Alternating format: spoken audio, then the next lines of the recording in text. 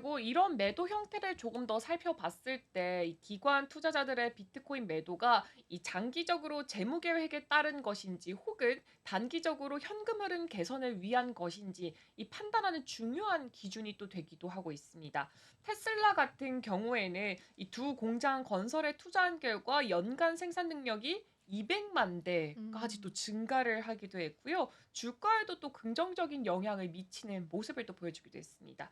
그러나 수익 실현 자금을 본원적 비즈니스 모델 강화가 아니라 단순하게 이 주주 환원에 활용을 하게 된다면은 이게 또 장기 투자 자산으로서 비트코인의 미래 가치 상승 기회를 또 놓치게 되는 음. 부분이 될 수도 있고요.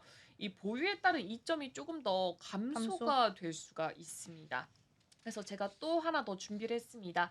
이번에는 아시아 기관 중 하나인 메타플래닛을 또 얘기를 해보려고 합니다. 비트코인으로 되살아났던 기업이다라고 꼽히는 음. 대표적인 기업이 살려준 거네요, 그쵸, 비트코인이. 그쵸. 이 메타플래닛이라는 기업인데요. 사실 의외로 아시아에서 가장 적극적으로 비트코인을 도입한 기업의 선두주자라고 음. 또 꼽히고 있습니다. 아시아의 마이크로 스트래티죠. 아시아 버전이에요? 네, 아시아 VER입니다. 네. 이렇게 별칭에 맞게 2024년에만 1018 비트코인을 매수하면서 이 장기 투자에 대한 되게 확고한 의지를 보여주는 하나의 또 계기가 음. 됐었고요. 이 메타플래닛 사례 같은 경우에는 좀비 기업의 성공적인 탈바꿈 사례로서 또 음. 꼽히고 있습니다. 좀비 기업이 뭔가라고 봤을 때 영업을 유지하고 부채 상환이 가능한 수준의 수익만 딱 창출을 하고 있고요. 성장을 위한 추가 자본이 부족한 기업. 한마디로 진짜 이렇게만 되고 있는 게 이제 운영만 되는 그쵸. 간신히? 이게 좀비 기업이죠, 한마디로. 이런 좀비 기업이었는데 예. 이렇게 풍부한 현금을 보유하고 있는데도 시장의 관심을 많이 못 받고 있던 상황이었어요. 음. 근데 마이크로 스트래티지의 이 전략을 벤치마킹을 해서 오. 성공적으로 좀 전환을 했던 사례라고 또 꼽혀지고 있습니다. 비트코인을 통해서 죽어갈 뻔했던 기업이 다시 그쵸. 살아난 좀비에서 휴먼이 됐죠. 휴먼이 된 사례라고 보시면 될 네. 것 같고, 그래서 메타플래닛 같은 경우에는 비트코인 투자를 넘어서서 이제 새로운 사업 영역으로 좀 확장을 할 거다라고 밝혔다라고 하고요. 비트코인 매입 전략과 함께 풋옵션 매도를 통해서 수익 창출 방안에 대한 이야기도 같이 제시를 했다라고 합니다. 이렇게 본다면 이제 뭐 단순하게 자산을 보유하는 의미를 넘어서서 이제는 적극적으로 이제 수익화할 수 있는 모델 중에 하나가 좀 되고 있지 않나라고 보시면 될 것 같고요. 네. 사실 모든 좀비 기업이 네. 비트코인을 산다고 해서, 그리고 매도를 한다고 해서 다 다시 휴먼이 될 수 있는 건 그쵸. 아니잖아요. 그래서 선제적으로 주식 시장을 좀 선점한 기업들이 성공할 수 있는, 어떻게 보면 차별화된 전략 중 하나이기 때문에 이게 너무 좋다, 그래서 다시 휴먼이 됐다 해서 네, 그쵸. 무분별하게 이렇게 따라가는 거는 또 좋지 않다라는 부분도, 리스크를 키울 수 있다라는 부분도 좀 염두를 해 두셔야 될 것 같고, 기업들이 가지고 있는 지금의 상황, 현금 보유, 그리고 지금 흘러가는 시장의 상황들 여러 가지를 좀 종합적으로 고려를 하고 신중하게 접근을 해야 된다라는 부분도 꼭 참고를 하셨으면 좋겠습니다.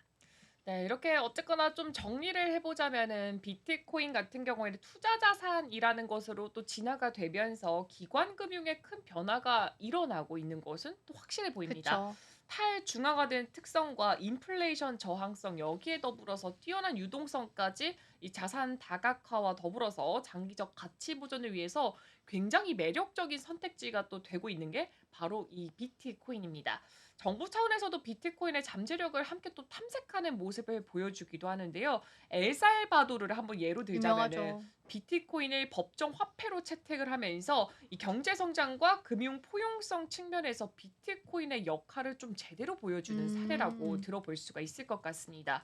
최근에 트럼프가 모든 미국인의 이익을 위한 영구적인 국가 자산으로 비트코인을 채택을 하겠다라는 음. 말을 하기도 했고요. 또 이런 움직임 같은 경우에는 비트코인이 기업뿐만 아니라 이 금융 시스템 현대화를 구축하는 이 정책 이반자들 입장에게도 좀 중요해지고 있다라는 것을 면밀히 보여주는 사례가 아닐까 싶습니다. 음.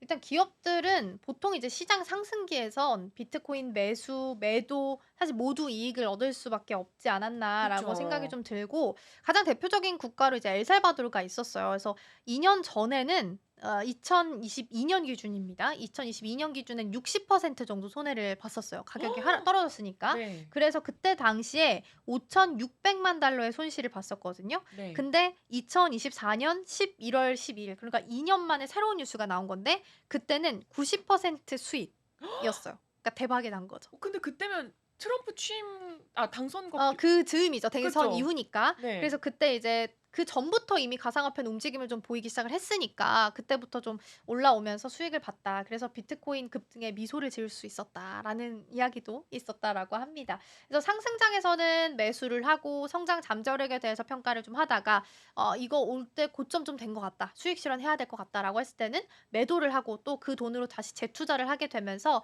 시장은 이제 상승기에 있어서는 매수를 하건 매도를 하건 사실상 좀 수익을 봤다라고 보시면 될 것 같고요. 반면에 하락장에서는 또 면밀하게 검토를 좀 해야 되는 대상이 될 수 있기 때문에 이에 대한 주의도 좀 필요하지 않나 싶습니다. 전반적으로 장기 준비 자산이든 혹은 단기 유동성 확보용이든 비트코인의 효과적인 활용을 위해서는 사업 목표 그리고 시장 상황에 따라서 세심하게 좀 조율을 하고 접근을 해야 되지 않나라는 생각이 좀 듭니다.